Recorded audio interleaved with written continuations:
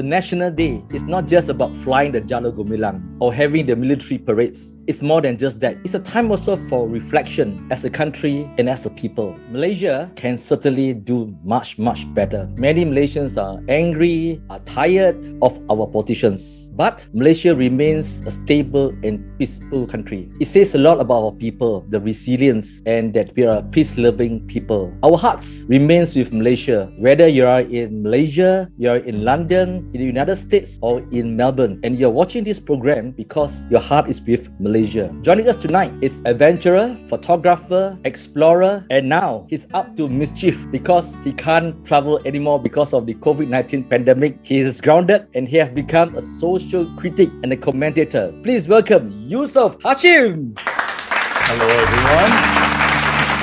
Good evening. Good evening, Chun. I'm so glad to be back here again. Yusuf, let's start the conversation with this topic. You are known as the Indiana Jones of Malaysia and has become a celebrity with your many photographs in exotic places like Antarctica, Ethiopia, Tanzania. But since the COVID-19 pandemic, you have transformed to become a social critic and a commentator.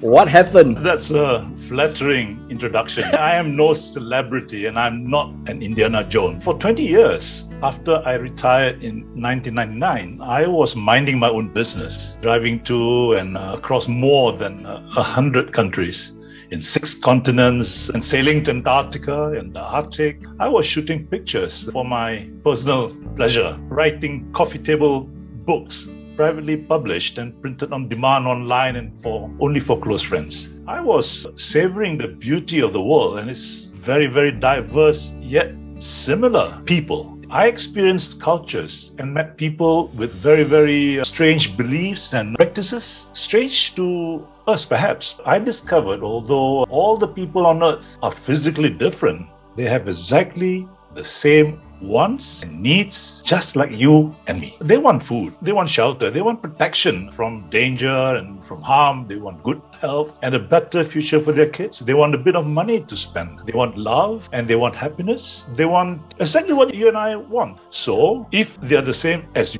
you and me, why is it we always look at them as different? So 2 years of being locked in by COVID made me notice the incessant and selfish bickering by our politicians. I wanted to know why our 3 major races are so dangerously at odds with each other when my generation and yours were living harmoniously with each other in the 50s and the 60s. I deduced that our troubles are mostly instigated by evil, utterly selfish politicians, devoid of principles, devoid of honesty, devoid of integrity and morality. I think they are incorrigibly stubborn. During the Tunku's rule, we had some of the best government servants, some of the best police officers, some of the best military officers, and it's because we had a multiracial workforce in all the government sectors. These days, we probably have one of the highest per capita ratios of mosques to population in the world. And yet, sadly, we are seeing some of the worst corruption scandals in the world today. Our politicians are ignominiously being called frogs. For us, the perception is by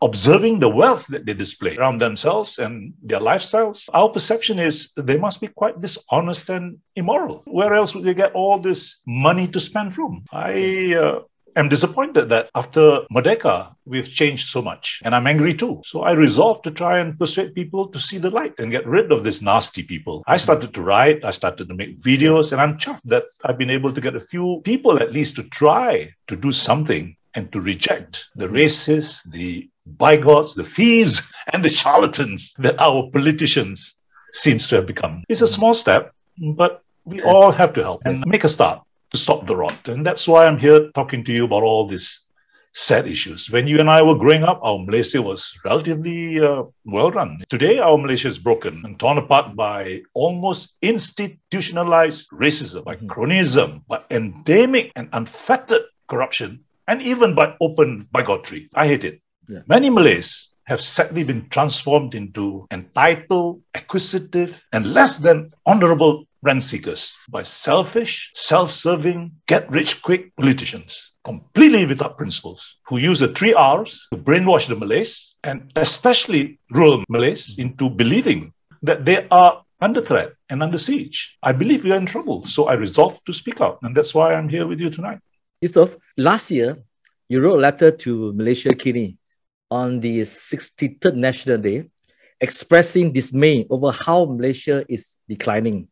In your words, you express sadness with the creeping Arabization and the dumping down of the Malay population by politicians without honor, honesty.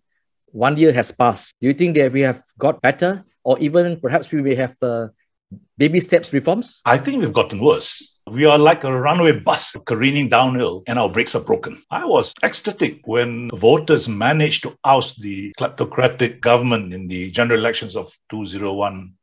UMNO had been in power through Barisan Nasional for a long 62 years unbroken stretch. And I blame UMNO. UMNO's policies and UMNO's style of politicking for the problems plaguing our country today. I thought Mahathir version 2 would be the reforming angel that would undo the unholy and corrupt crony system that Mahathir version 1 had almost single-handedly created. That has put us into such a sorry state today. One of Mahathir's biggest failure is his failure to develop and nurture a credible and able successor. It seemed to me that after a nearly successful challenge by Razali and Musa in 1987, Mahathir had developed a paranoia of his own deputy challenging him. I remember he played a role in overthrowing Tunku Abdul Rahman because I lived through these years. 1969. So scared of his own deputy, he had always tended to actually pick deputy prime minister candidates that were lame ducks. We saw how he installed lame duck Abdullah as his successor, and then he schemed to replace Abdullah with a cunning but smarter Najib.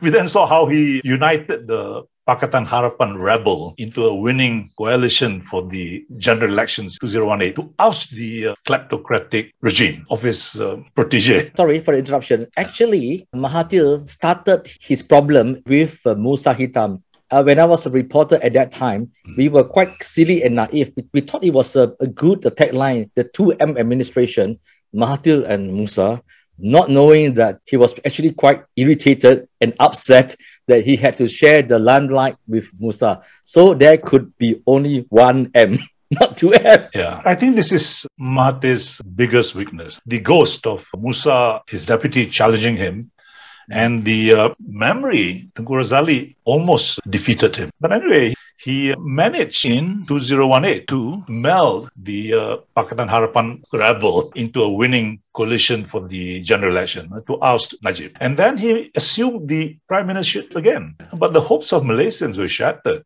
when he showed that a leopard actually will never change its spots. I'm being very, very outspoken here, and I think I should be. But Yusuf, in all fairness, all of us lived through his entire administration. He did bring a lot of stability and prosperity to Malaysia. The Twin Tower continues to be a pride for many Malaysians, although we can debate whether it's really useful having the Twin Tower to be part of the skyline.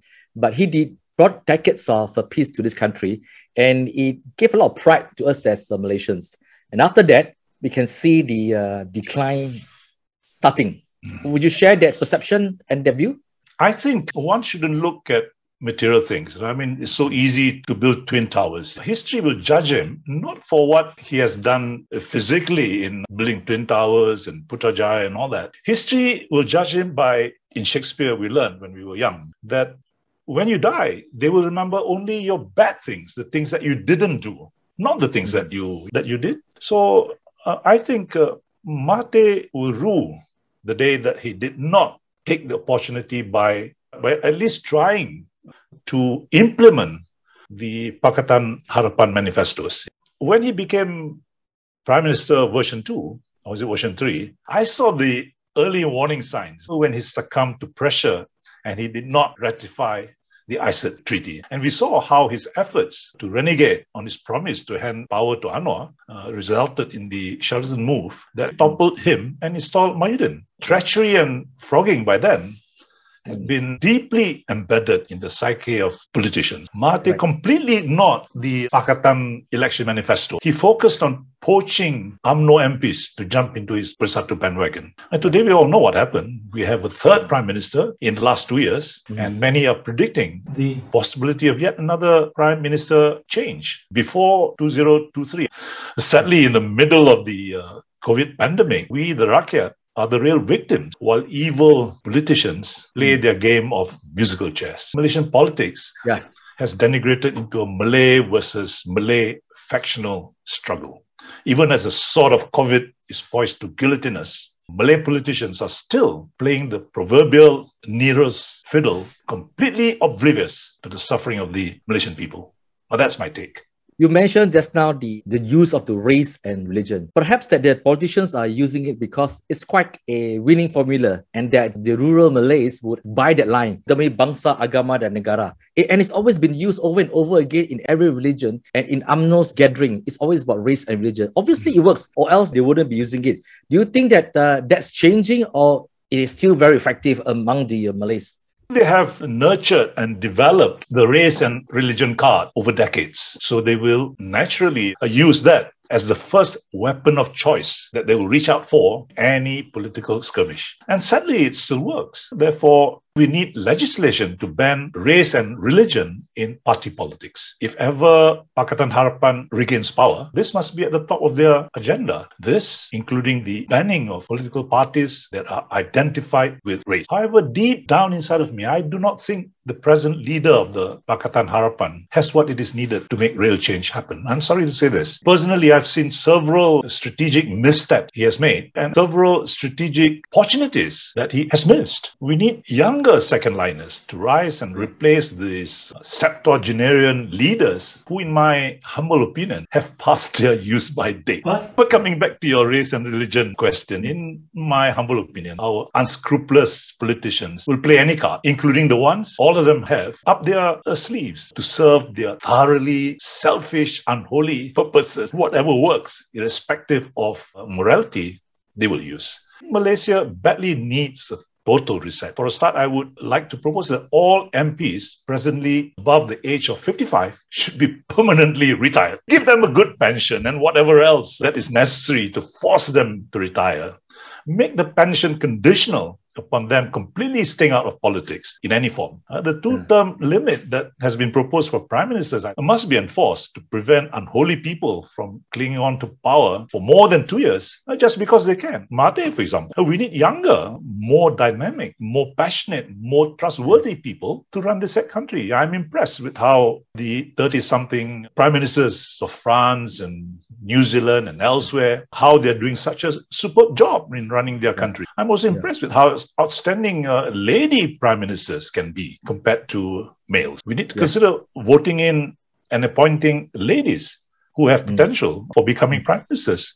Don't buy the argument that PAS is trying to sell, that ladies should never be allowed to become prime ministers. My opinion, the Undis 18 must be quickly passed. I'm appalled that the Registrar of Societies, the Election Commission, speakers, all these posts have been weaponized to serve the interests of unholy governments. This is thoroughly bad. These posts must be filled with only principled people. Yusuf, why do you think that our old leaders, Mahathir is 96, right? And then he's still talking of or showing inclination that he hopes to come back, and no one is more qualified than him. Every deputy should be sacrificed. No, they're not good enough. And then you have Anwar Ibrahim in his 70s. He feels that he's entitled to be a prime minister at least once in his life. And then you have Tunku Razali, 80 over years old. He thought that perhaps I should be a prime minister before I go. And there are many of these leaders who can't just seem to leave the stage and say goodbye. And they block all these young leaders from coming up. I think his daughter, Noriza, will make a much better potential candidate than the father. But a lot of these young leaders are able to rise up because they get chopped by the warlords and the structure of these political parties. Your take, please. As I said just now, I think there must be a law to prevent anybody above 65 to become prime ministers. What I mean is that there must be a bar, an age bar. We've already said 2 terms bar. We ought to have also some kind of an age bar. I do not know what it should be. People are sometimes at the peak of their mental capacity in their 60s, their early 60s. Maybe we should have a time bar or age bar for prime ministers. I also think we should have a term limit, not only for prime ministers, but also for member of parliament. Agree. I mean, yes. Many of them become career politicians. They are around still when they're no longer useful. These are some of the things that I think they ought to be doing. So you're from a private sector. You were a CEO in your previous corporate life. In all corporate sector, there will be no such thing as a CEO who is in his 70s, 80s and 90s. But in running a country, we seems to tolerate and allow this madness to continue. It is unbelievable. And when I was working, during my time, the retirement age was 55. And now I think they've increased it to 60. Maybe 60 ought to be the age limit for politicians, for prime ministers, and for even members of parliament. I think that's a good policy to implement. What has brought this country, Malaysia, to embrace Arabization? Why have we become more conservative to this point now, where you are judged by how you are addressed, and even Arabic terms have replaced a lot of Malay terms, especially in the celebration of Hari Raya, Buka Puasa. It's been used. Arabic terms have been used now. Why do you think that this is allowed to continue, and why is it more and more Muslims accept it? Through our lifetime, you and I have been around for about 70 odd years. How this came about, if I remember, PAS started to play the religion card. They came in to try and persuade the simple kampung folk to support them by throwing religion into the mix. And then UMNO came into the picture to do the same, to try and outdo PAS. So this action of going one over another, became more and more Arabic than the other, eventually leads us to having probably the highest population to mosque per capita ratio in the whole world. I hesitate to talk too much about this, but I remember very sweet ladies going around wearing baju kurung and baju kebaya and that kind of thing. And now everybody is all covered up. This creeping Arabization by itself is not bad. It's not evil. If it makes them more religious, if it makes them less kleptocratic, for example, or less immoral or less dishonest, then I think Arabization is good. But underneath, they are probably worse than you and I, who don't tell people that we are religious by wearing a turban. I think Arabization is unfortunate, but that's the way the people want it. Majority are Islam, and they have been told that this is good, so we have to live with it. I studied Malay literature in university, so I got this love for Malay literature and love for Malay lifestyle and culture. So I feel very emotional when I see some of these fast change that's taking place. Coming back to the next question, why do Malay, you travel a lot, I travel a lot, okay? If it was not for this COVID-19 situation, the both of us wouldn't be having this conversation. When we travel, we tell ourselves that, look, we are Malaysians and we're very proud of it. But when many of us come back, especially politicians, when they come back, they switch on and become Malay first, Chinese first, or Indian first. We seem to lose that nationality thing, unlike Indonesians. Indonesians are enormously proud of being Indonesian or being Thai, If you're a Thai Chinese, if you ask them, are you a Chinese? They say, no, I'm Thai, are you a Malay? They say, no, I'm a Filipino. There's a kind of a pride of being holding the nationality. Well, why is it in Malaysia we have that switch on immediately when we come back? Many of these politicians, in order to win the hearts and the minds of the simplistic rural folk, they always say, I'm a Malay first and a Malaysian second. I think they use this phrase, I want to be unkind. I think it's the inherent duplicity in them. It's like the pedophile claiming he's a harmless gentleman when he's applying for the warden's post in a girls' orphanage. I've always told my two daughters to beware of gentlemen. Gentlemen are simply very patient wolves. By politicians saying that he's a Malay first in Malaysia, Malay politicians are simply perpetrating and harvesting the benefits of the lie and the fear that Malay politicians have carefully cultivated in the Malay mind for decades, that the Malays are under threat from the Chinese, and UMNO politicians are the self-appointed guardians that will protect them. So only the absolutely moronic will believe that phrase is anything more than self-serving. That's my honest opinion. When Malays see that the corruption, embezzlement of public funds have been made by Malay politicians and not by Chinese and Indian politicians, what is their take on this? If I'm a Malay and you tell me that, look, demi bangsa, agama, and the negara, and the Chinese are actually a threat to you, but I can actually tell that, look, all the money that has disappeared from the government agencies are actually Malays. I'm sure it's slowly, this kind of perpetual myth will not be working much longer anymore. I mean, from the way I look at the social media, it looks like a tactic that is slowly going to go away. And I actually believe that will happen. Do you share that view? We should really pass a law that makes the phrase demi bangsa, agama, and negara illegal. That catchphrase, to my mind, is divisive. Which bangsa are they talking about? Which religion? And the link of the phrase with negara, which should really belong to all Malaysians, and not just Malays who profess the Islamic faith. By saying bangsa, agama, and negara, you guys, the non-Malays, are completely excluded. So I think that's grossly unfair, because the negara belongs to all of us. Not only the bangsa, which is, in my mind, bangsa means bangsa Melayu, and Islam, the religion. In fact, we should introduce a law that political parties and political appeals are based on race or religion should never ever be allowed in this country. If politicians do what they do and say what they say, because nobody has the temerity to make regulations that prohibits them from using such inherently divisive phrases. This divisive but subtle issues really need the attention of the Pakatan Harapan government, if ever they come back into power, to be one of the first issues that they should address. Because any UMNO-led government will never ever make any changes in this area. When you look at the Pakatan Harapan government, when they formed the government, probably they did not expect they form a government. That was why a lot of the promises that they made could not be fulfilled, because they know that it was not possible. But because it was promised, and then they were in the government, and by the admission, they actually said that they did not believe they could form the government. And there was actually a lot of trial and error. A lot of the non-Muslim leaders who were appointed to certain ministers' posts had a hard time dealing with the government servant, because they could not handle the Malay government civil servant well. They lacked that ability to be berbudi bahasa and to talk to people nicely. And the result, many people say that there will not be any non-Malay who will ever be finance minister again. Neither would there be any possibility of a non-Malay becoming an attorney general, because they did not know how to handle the institution and the entrenched culture well, because they did not understand Malay well. Do you think that that will be a hindrance to future changes in portfolios for non-Malays because of these unpleasant experiences that was experienced by many of these government servants?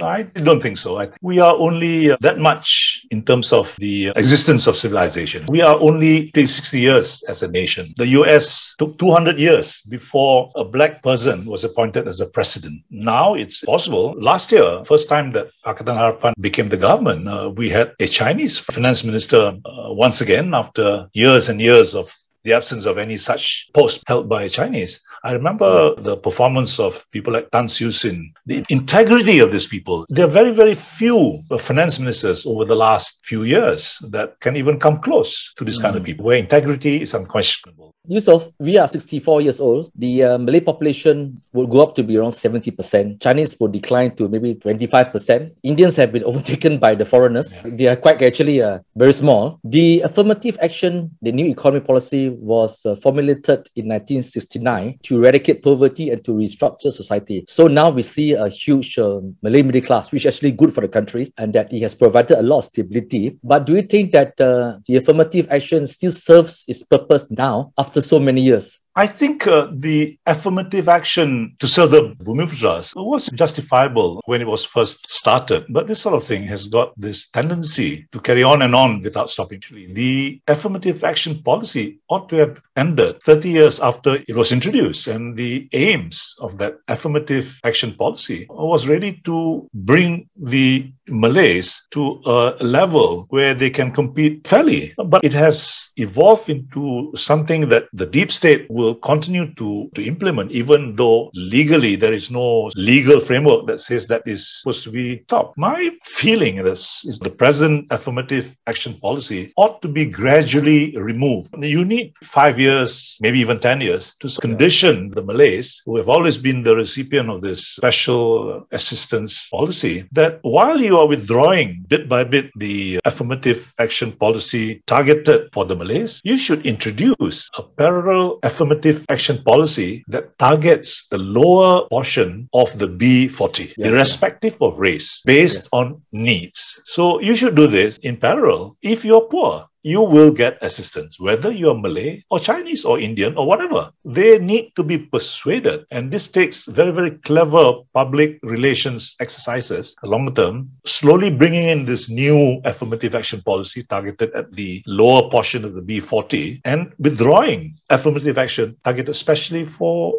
Bumiputras. But Yusuf, I think that it will come in quite naturally because the Malay population will go up to around 75%. The Chinese and Indian will be so insignificant, they really do not really be seen as a threat anymore. So by that time, when you reach 70% to 80%, nobody will look at it from a racial point of view. It will be more class stratification. People will look at it whether you're a rich Malay or you're a poor Malay or a middle class Malay. You can see the language being used now is even like M20, B40. You can see that language is replaced race as a whole. I think it will come quite naturally 10 years from now or even 15 years from now. So I'm quite optimistic coming there. I'd like to bring up this question. We come from the English medium school background. The English school was seen as a neutral ground. The Chinese, the Malay and Indians, we met our friends in the English medium school. And we really had the friends from other races because that it was a tested kind of friendship. Sometimes we quarrel, we break up, and then we have a friendship back again.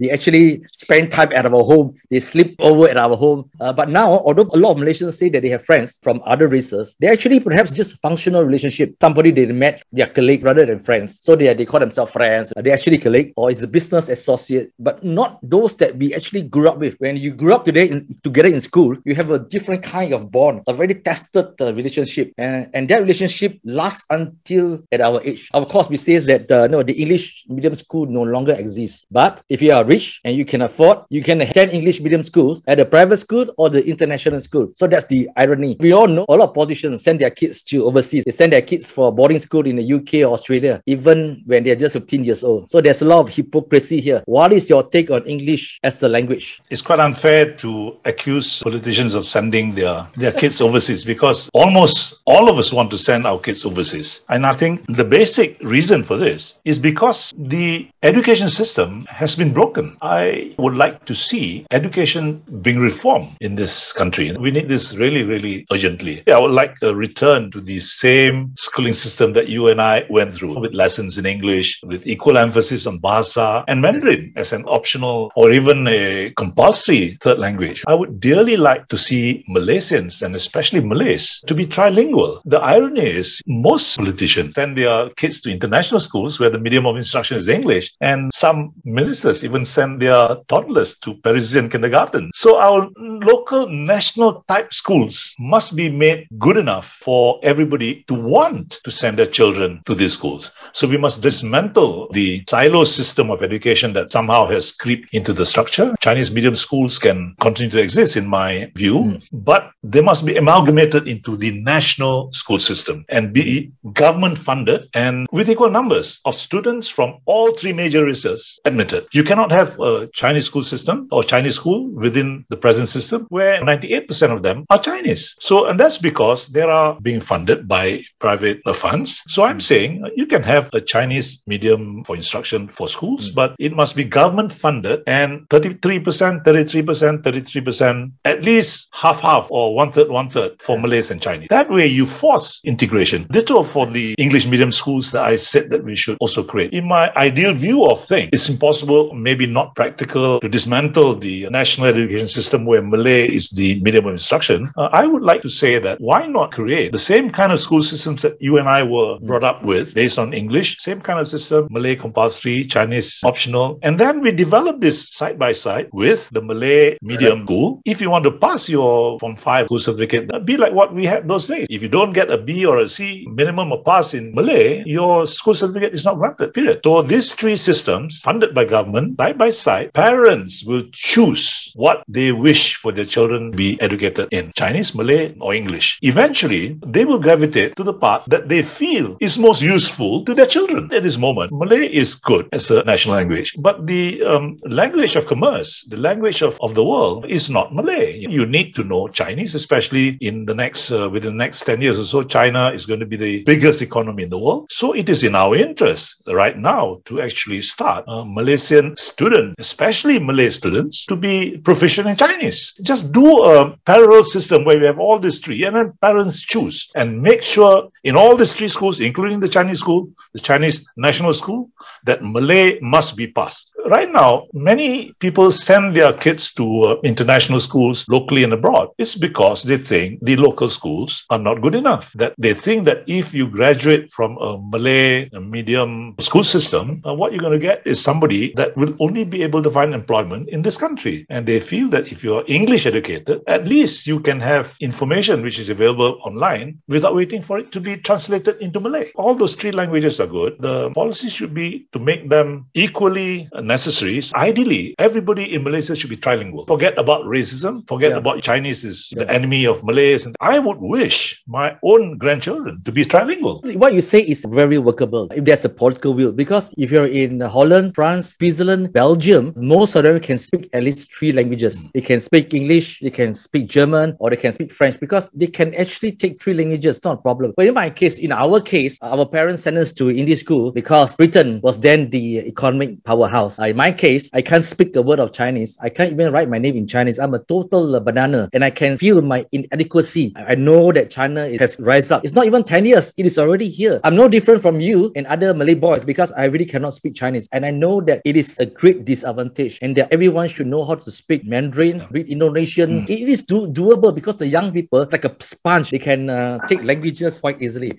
But we are Malaysians, government is always afraid of their own shadows. The reason why I blame the politicians is because they formulate the policy. I'm coming to the final question. You mentioned earlier that you decided to be a social critic, a political commentator because you felt that you need to speak up for the sake of this country and for Malaysians. Do you sometimes feel that there are not too many of us who dare to stick our neck out? Do you feel that way? Do you have any messages from your friends sending WhatsApp to you and say, Yusuf, think you should just go traveling and not make political comments? Do you have that problem? Or do you think that more of us should speak up? The problem with the Chinese, they're apathetic. They somehow feel that they mustn't speak up. If you don't speak up for your own rights, do you expect a Malay who's on the gravy train to speak up for you? There are people like me that's willing to speak up because I'm not on the gravy train. Most of the politicians are on the gravy train. It's not reasonable. It's good if they do it, but human nature is such. If I'm benefiting, why should I change the system? So it is up to you. If you feel affected, speak up. I've been encouraging all my Chinese friends especially, don't just expect the Malays to speak up for you. You have to also speak up. Why? Are you afraid? Afraid of what? It's not right here. It is apathy. You just like to mumble to yourselves. You get into your groups and condemn this and condemn that. Speak up, for goodness sakes. They're not going to arrest you. That is one of the problems that we currently have. Every time I'm in some of this social media group, they always say, we want you to speak up. Well done, Yusuf. You're speaking up for the Chinese. I say, it's about time that you begin to speak up for yourself. Because if you expect me or my colleagues who are Malays to speak up for you, then that's not enough. Yusuf, one final message from you to all Malaysians